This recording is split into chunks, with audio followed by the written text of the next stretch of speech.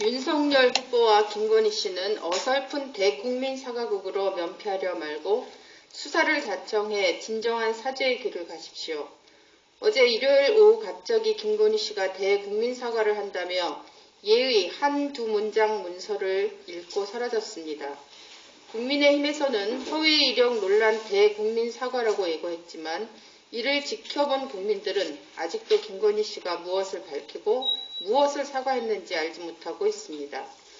부인의 허위와 위조 이력으로 지지율이 하락하는 윤석열 후보가 자기 부인에게 사과를 받는 것이 개인적으로 필요했는지는 모르겠습니다. 그렇다면 부부간에 만나서 할 일입니다.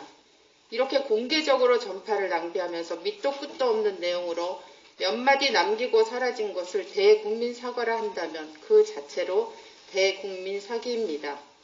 그동안의 수많은 허위와 의혹에 대한 사실 적시도 없었고 질문을 하나도 받지 않고 사라졌습니다. 더구나 김건희 씨는 자신의 행위를 합리화하기 위해 힘든 여건에서도 성실하게 일과 학업을 병행하는 수많은 이들을 자신과 동급으로 취급하는 잘못마저 범했습니다. 당사자는 뭉뚱그려 사과하고 선대의 이름으로 장황한 해명 문서를 배포하는 건 또 뭡니까? 제2의 개사과라 하지 않을 수 없습니다. 애초에 사과로 끝날 일도 아닙니다.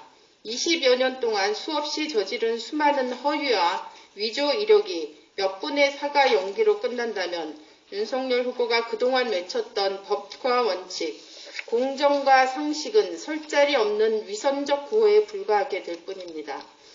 국민의힘과 윤석열 후보의 공정과 정의는 자기 편한 대로만 하는 것입니까? 어설픈 사과국으로 상황을 모면하려 하지 말고 윤석열 후보와 김건희 씨는 스스로 수사를 자청하고 검찰에 자수하여 그동안의 죄가에 대한 진정 어린 사죄의 길을 걸어야 할 것입니다. 김건희 씨의 채용 증빙서류 위조 의혹이 높아지고 있습니다. 검찰은 즉각 수사에 나서야 합니다. 지난 주말 김건희 씨의 재직증명서 한 장이 또 한 번 화제가 되었습니다. 먼저 김건희 씨의 주식회사 H컬처 테크놀로지 재직증명서가 그 전의 것과 입사일이 달라서 증명서의 허위성에 대한 문제가 제기되었습니다. 게다가 이번에 나온 재직증명서는 마침 한자어 8개를 갖다 썼는데 기초 한자에 불과한 한자어마저 3개나 틀리는 어처구니 없는 재직증명서였습니다. 이로써 그 문서는 누가 보아도 함량 미달의 위조 문서일 가능성이 높아졌습니다.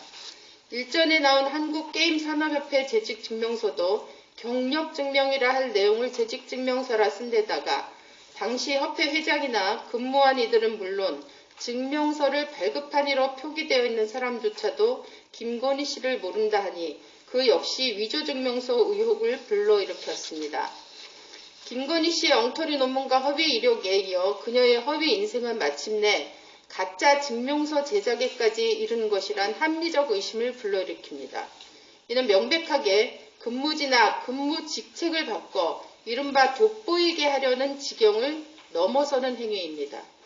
회사가 생기기도 전에 근무했다고 하는 증명서가 3장이나 나오고 윤석열 후보와 결혼 이후에도 지원한 대학에서 허위 이력이나 사안이 발생했습니다.